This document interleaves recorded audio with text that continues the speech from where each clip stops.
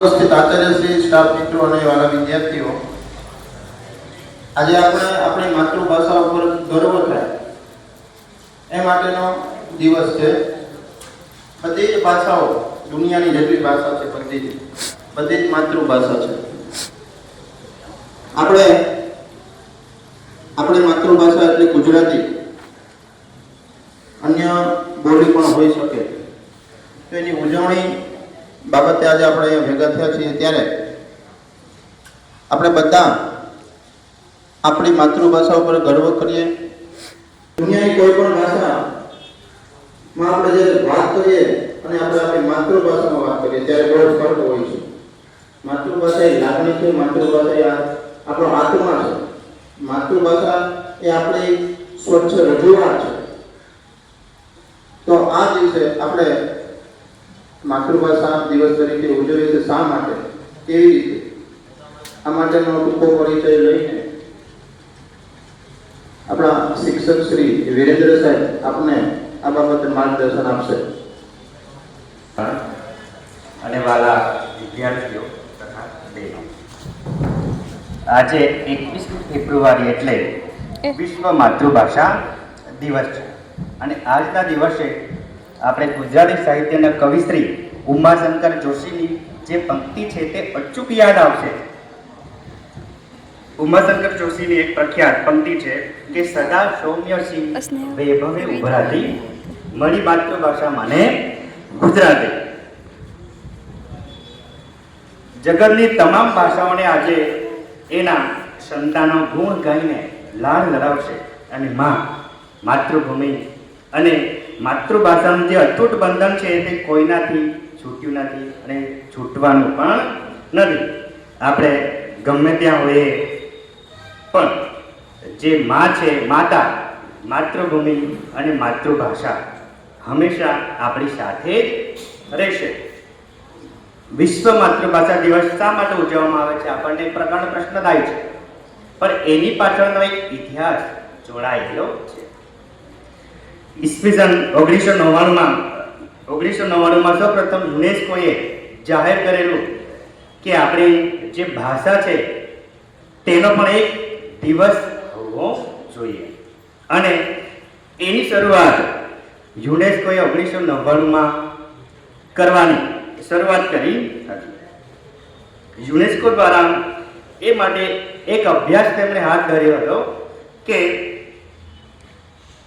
દુનિયામાં 7000 કરતાં વધુ ભાષાઓ જે બોલવા, લખવા અને વાંચવા માટે વપરાતી હોય છે. અને એ દરેક ભાષાઓને ઓળખી કાઢવામાં આવી.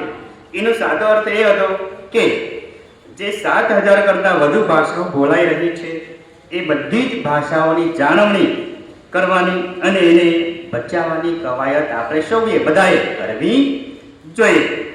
અને તેથી 21મી ફેબ્રુઆરીએ વિશ્વ માતૃભાષા દિવસ તરીકે ઉજવવાનું યુનેસ્કોએ નક્કી કર્યું હતું. પણ આ જે દિવસ છે તે શા માટે ઉજવવામાં આવે છે એની પાછળનો એક પ્રસંગ હતો કે ઈસવીસન 1952માં ઢાકા યુનિવર્સિટી જે અત્યારે બાંગ્લાદેશમાં આવેલી છે, અને તે સમયે ઢાકા યુનિવર્સિટીના કેટલાક વિદ્યાર્થીઓએ એક આંદોલન સરકાર સામે રાખ્યું હતું કે અમારી જે ભાષા છે તેની જાળવણી થવી જોઈએ, એને બચાવવા માટેના પ્રયાસો થવા જોઈએ. અને તે સમયે સરકારે જે ઢાકા યુનિવર્સિટીના જેટલા પણ વિદ્યાર્થીઓ હતા એમના પર એક પ્રકારનો બળ પ્રયોગ કર્યો હતો. અને પોલીસ દમનને કારણે આ આંદોલનમાં અનેક વિદ્યાર્થીઓએ જીવ ગુમાવવાનો પણ વારો આવ્યો. આખરે સરકાર તેમની સામે નમી ચૂકી હતી. અને તે સમયે જે બાંગ્લાદેશ છે તે પાકિસ્તાનનો એક ભાગ હતો. અને ત્યાર પછી પાકિસ્તાનની સરકારે એ બાંગ્લાદેશને બંગાળી ભાષાનું અસ્તિત્વ, દરજ્જો આપવામાં આવ્યો હતો. અને ત્યાર પછી જે વિદ્યાર્થીઓ જે આંદોલન કર્યું હતું તે દિવસ હતો 21 ફેબ્રુઆરી. અને એટલા માટે યુનેસ્કોએ એ 21મી ફેબ્રુઆરીના દિવસને વિશ્વ માતૃભાષા દિવસ તરીકે ઉજવવાનું નક્કી કરવામાં આવ્યું. જો આપણી માતૃભાષા ગુજરાતી છે અને આપણી જે ગુજરાતી ભાષા છે તે આપણે માતા પાસેથી બાળપણમાંથી જ શીખીને આવ્યા છીએ. બાળક જન્મે છે ત્યારે સૌથી પહેલા બા એ બોલવાનું શીખે છે અને આજકાલનો જે સમય છે તે આપણે ગુજરાતી ભાષા બોલીએ છીએ છતાં એને આપણે ભૂલતા જઈએ છીએ, જે ખરેખર દુઃખદ વાત છે. અત્યારના સમયમાં દરેક જે વિશ્વના અનેક મોટા મોટા જે કાર્યો છે તે ઇંગ્લિશ અંગ્રેજી ભાષામાં થતા હોય છે, પણ એની સાથે આપણે જે માતૃભાષા બોલીએ છીએ, માતા પાસેથી શીખીને આવ્યા છીએ, એ ભાષાનું જતન કરવું, એને બચાવી આપણી બધાની પણ એક ફરજ બને છે. બરાબર? એટલે વિદ્યાર્થી મિત્રો, આપણે આપણી ભાષાનું જતન કરવું જોઈએ. અને છેલ્લે અંતે હું એટલું જ કહીશ કે જ્યાં સુધી હું ગુજરાતીમાં બોલું છું ને ત્યાં સુધી હું ગુજરાતી છું, અને હૈયું મારું ગુજરાતીમાં ખોલું છું ને ત્યાં સુધી હું ગુજરાતી છું. સપનાઓ પણ ગુજરાતીમાં આવે એવું ગુજરાતી થઈ જીવી રહ્યો છું. મારી માના હાલરડાથી ડોલું છું ને ત્યાં સુધી હું ગુજરાતી છું. આટલું કહી મારી વાણીને વિરામ આપું છું.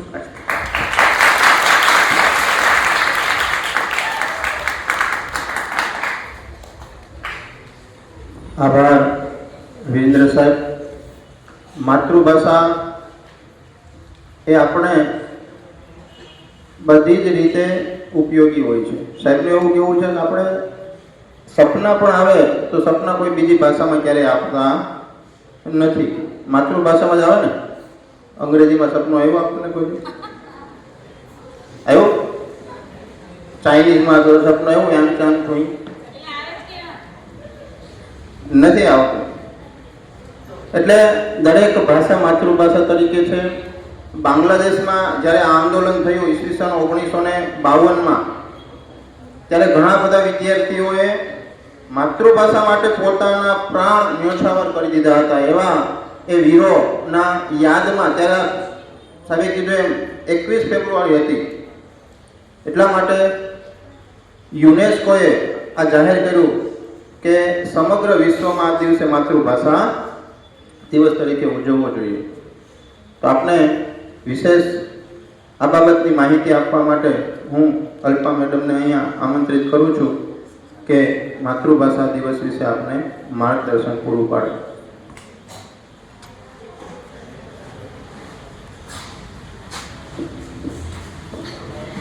શાળાના આચાર્યશ્રી, સ્ટાફગણ અને વાલા વિદ્યાર્થીની, આજે માતૃભાષા દિવસ. વિરેન્દ્ર સરે કીધું એમ કે શા માટે ઉજવણી કરવામાં આવે છે, અને આપણે માતૃભાષા, સરે કીધું એમ કે બાળક બોલતું થાય ત્યારે પ્રથમ શું બોલે છે? માં. પણ હું એવું માનું છું કે આપણે માતૃભાષામાં ખૂબ જ ઓછી વાતચીત કરીએ છીએ અને આપણી લોકબોલીમાં વાતચીત કરીએ છીએ, માટે આપણને એ અભ્યાસમાં ખૂબ જ નુકસાન થાય છે. હું ઘણા વર્ષોથી ભણાવું છું તો હું જોઉં છું કે તમે ગુજરાતીમાં વાત કરતા જ નથી, માટે તમારા પરીક્ષાના પેપરમાં પણ તમારી લોકબોલી આવી જાય છે. તો હું આજના દિવસે જ કહીશ કે આજે આપણે સંકલ્પ લઈએ કે સ્કૂલમાં આવીએ પછી આપણે ગુજરાતીમાં જ આપણો વ્યવહાર કરીશું, એનાથી આપણને ઘણો ફાયદો થશે. આજના દિવસે માતૃભાષા દિવસ તરીકે ઉજવીએ છીએ તો આપણે એક જ સંકલ્પ લેવાની જરૂર છે કે આપણે આપણી માતૃભાષામાં વાત કરીને એને આપણે ઉજવીશું. અને આપણે લોકબોલી તો છે જ, આપણે ઘરે વાત કરીએ છીએ, બધે જ છે, પણ તમે લોકબોલીમાં બોલો છો, સ્કૂલમાં પણ બોલો, એના લીધે આપણા ભણતરમાં એની થોડી અસર પડે છે. માટે વધુ ન કહેતા એટલું જ કહીશ કે આપણે ગુજરાતીમાં વ્યવહાર કરવાનો રાખીશું.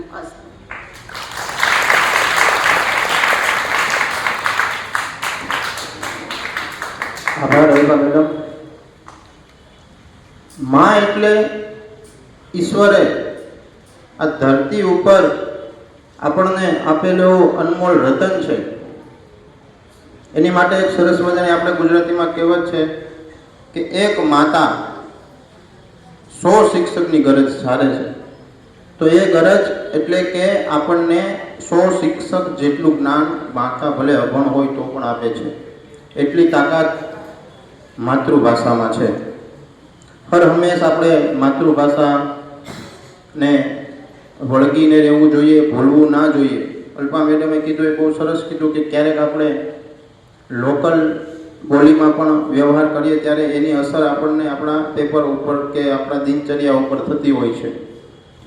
જે આપણે શુદ્ધ ગુજરાતી બોલી અને આપણી માતૃભાષાને ખૂબ પ્રબળ બનાવવી જોઈએ.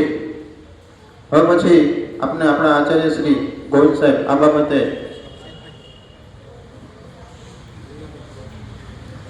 ગોવિંદ સાહેબ માહિતી આપશે એ પહેલા આપણને અંજનાબેન આ બાબતે આપણે માર્ગદર્શન પૂરું પાડશે.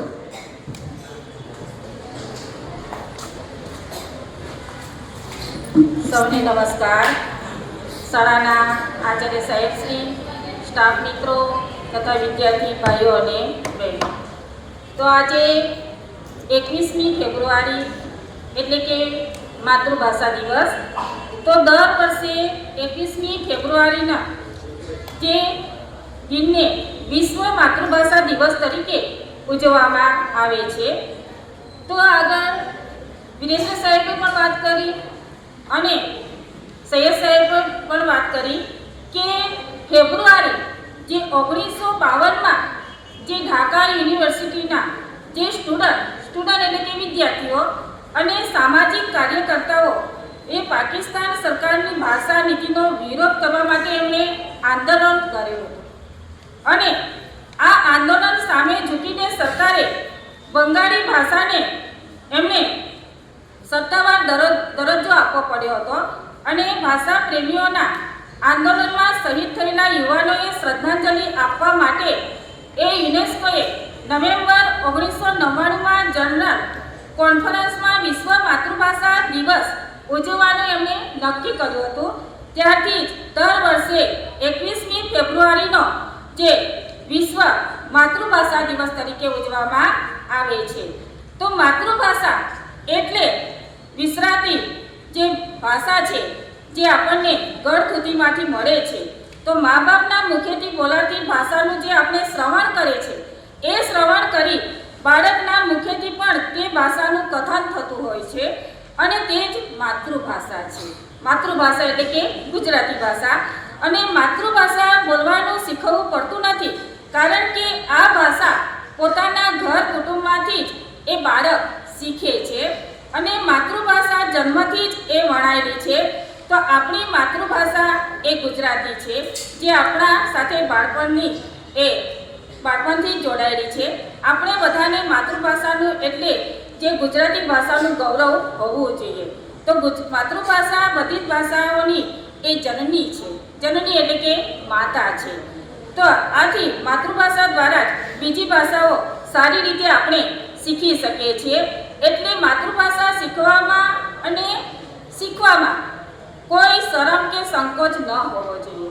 તો આજકાલ લોકો દેખાદેખીમાં અંગ્રેજી ભાષાનો વધુ ઉપયોગ કરે છે અને વૈશ્વિક લેવલે સંપર્ક સ્થાપવા અંગ્રેજી ભાષા જરૂરી છે. પરંતુ અંગ્રેજી ભાષા પર પ્રભુત્વ મેળવવું હોય તો પણ આપણે માતૃભાષાનું જે જ્ઞાન છે એ જ્ઞાન હોવું જરૂરી છે.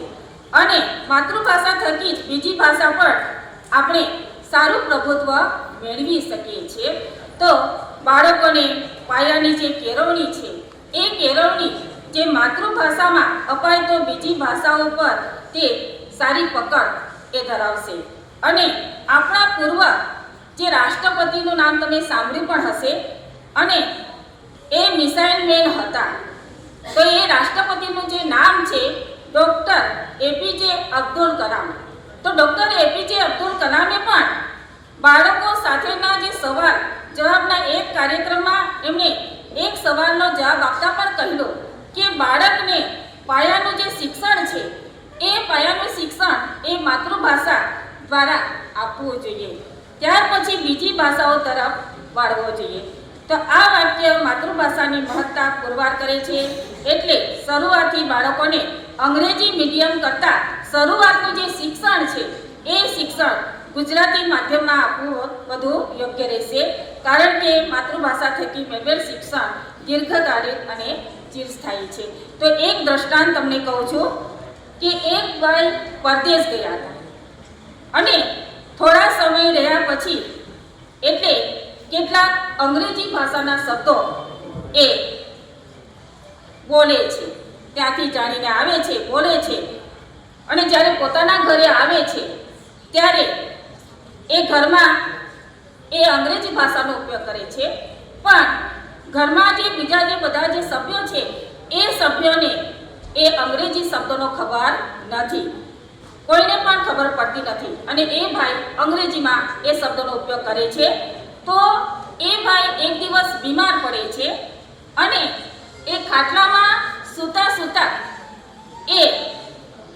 એને તરસ લાગે છે. એ ભાઈને બીમાર હોય છે, તરસ લાગે છે અને એ ભાઈ બૂમ પાડે છે. ઘરના જે સભ્યો હોય છે એ સભ્યોને બૂમ પાડે છે. તો કયા શબ્દોનો ઉપયોગ કરે છે તે ખાસ ધ્યાન રાખજો. વોટર શબ્દ. કયા શબ્દોનો ઉપયોગ કરે છે? વોટર. તો વોટર એટલે શું તે ઘરમાં કોઈને ખબર પડતી નથી, કારણ કે ઘરના જે સભ્યો છે એ સભ્યોને અંગ્રેજી ભાષા આવડતી નથી, અને પેલા ભાઈ વિદેશમાં જઈને આવે છે એટલે અંગ્રેજી બોલે છે. તો એટલા માટે અહીંયા વોટર વોટર વોટર કરીને બૂમ પાડે છે. તો આ ભાઈના ખાટલા નીચે પાણીનો લોટો ભરેલો હતો અને તે પાણીને બદલે વોટર જ બોલે જાય છે.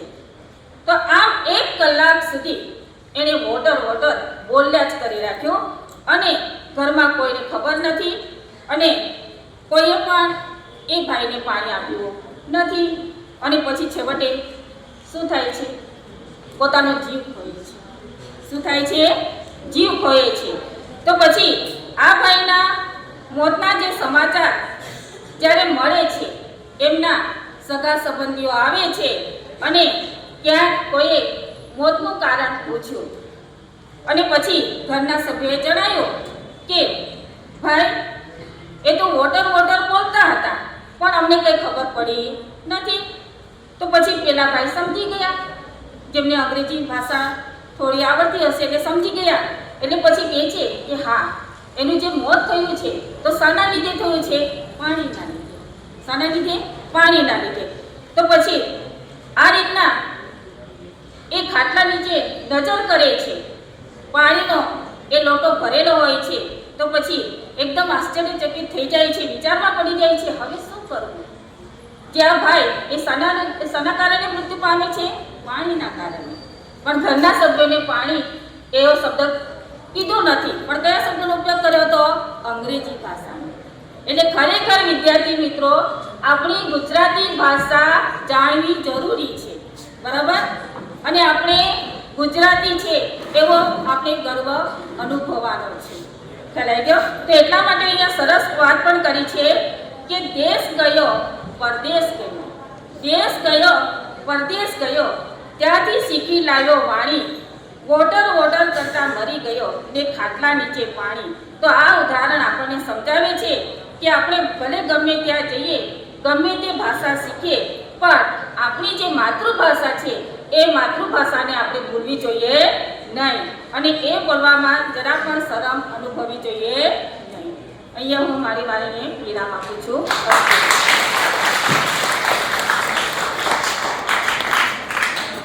આભાર મેડમ. સરસ ઉદાહરણ સાથે આપને સમજાવ્યું કે વોટર અને પાણીમાં કેટલો તફાવત હોય છે, હે ને? જ્યારે આપણા ઘરના સભ્યોને જે ભાષા નથી આવડતી હોતી ને એ જ ભાષામાં આપણે રટણ કરીએ તો આપણે એ કદાચ અંતિમ શ્વાસ હોઈ શકે એવું મેડમે જણાવ્યું આપણને. એટલે માતૃભાષાનું મહત્વ કેટલું છે એ સમજાવ્યું. એક વખત એવું થયું કે છે ને, ચીનમાં એક ભાઈ બીમાર હતા, એની ખબર પૂછવા માટે ગુજરાતી ગયા, કોઈ હતું નહીં ત્યાં. અને બિચારો ત્યાં પેલો બધું ઓક્સિજનની પાઇપ ને એવું ચડાવીને સૂતો હોય છે. એટલે પેલા ગુજરાતી ભાઈ પૂછ્યું કેમ છે, મજામાં? આમ પૂછ્યું, ઈશારો કરો, ભાષા તો આવડે નહીં ને. એટલે ઓલો બેરો ઉભો કે આવ માવ ચાવ આવું. થોડીક વાર થાય ને પછી આવ માવ ચાવ, થોડીક વાર પાછું કે આવ માવ ચાવ, એવું ત્રીજી વખત બોલી શકો બિચારો, ચોથી વખત તો ના બોલ્યો. એટલે પછી આખી વિધિ બધી પતે ગઈ. પછી બધાએ કીધું કે આ છેલ્લે કોણ હતો આની પાસે? તો આ ગુજરાતી કે ભાઈ હું હતો આની પાસે. કે તો શું થયું આને? એટલે શબ્દો છેલ્લે શું હતા? તો કે આવ માવ ચાવ, આવ માવ ચાવ એવું કરતો હતો. એટલે કે એનો મતલબ એવો થાય કે તું ઊભો છો, તારા પગની નીચે મારી ઓક્સિજનની પાઇપ આવી ગઈ છે કે સમજી ગયા? ઓક્સિજન આપતા હોય ઓક્સિજન,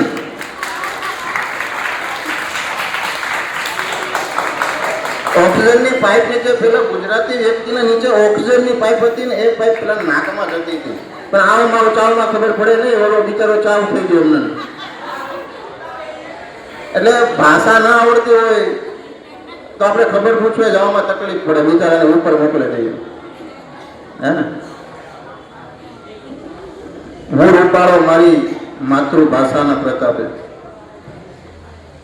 હવે આ માત્ર એક જોક્સ હતો, આવું કઈ હોતું નથી. હા ને? તો તમને કહું છું. હવે આગળ આપણે વોરા સાહેબ આ બાબતે સાયન્સમાંથી થોડા ગુજરાતી તરફ લઈ જશે. આચાર્ય શ્રી, શિક્ષકગણ અને વિદ્યાર્થી ભાઈઓ અને બહેનો, જો ટૂંકમાં માહિતી આપીશ થોડી, કે આપણે જે સ્કૂલમાં ભણવા આવીએ છીએ એનો મુખ્ય હેતુ આપણે ભણવાનો છે.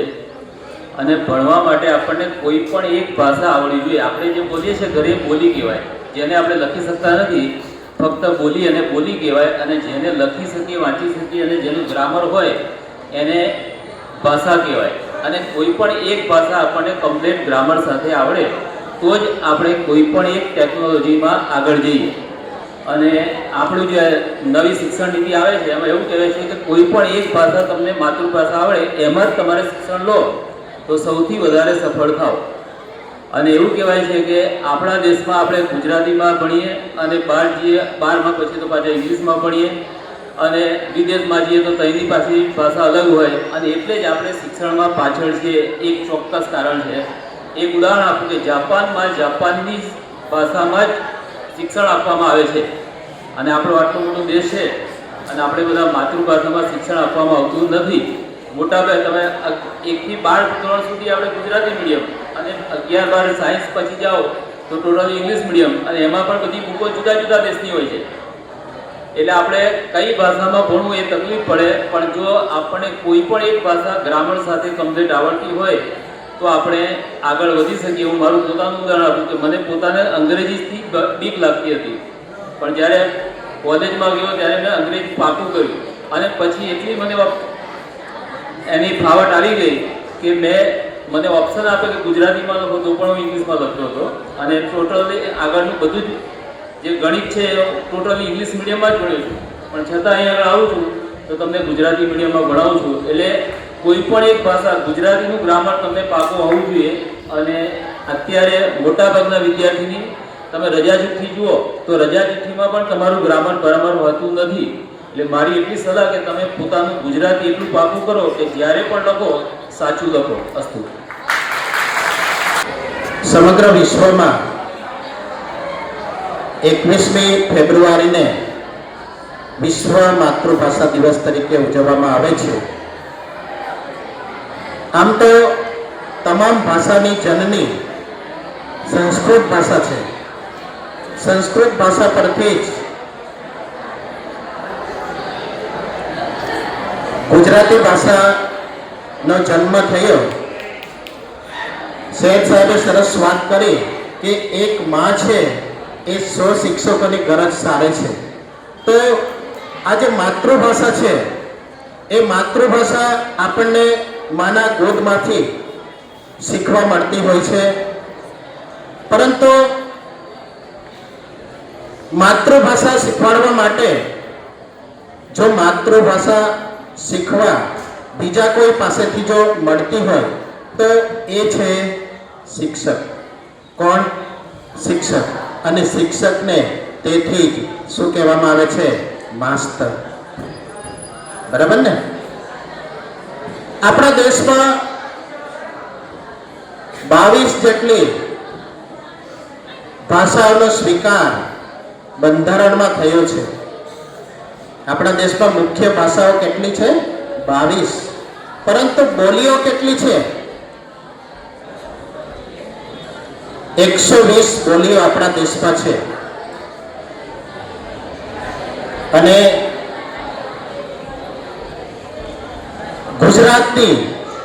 ગુજરાતી, મહારાષ્ટ્રની મરાઠી, રાજસ્થાનની રાજસ્થાની, એ રીતે તમામ સ્ટેટની, તમામ રાજ્યની પોતાની શું છે? માતૃભાષા છે. 1999માં યુનેસ્કોમાં માતૃભાષા ઉજવણીની જાહેરાત થઈ. 2000ની સાલથી સમગ્ર વિશ્વમાં માતૃભાષા દિવસ તરીકે ઉજવવામાં આવે છે. અને આપણા ભારત દેશમાં 21મી ફેબ્રુઆરી માતૃભાષા દિવસ તરીકે ઉજવવામાં આવે છે. આમ તો ઘણી વાત થાય એમ છે, પરંતુ સમયની પાબંદી લઈને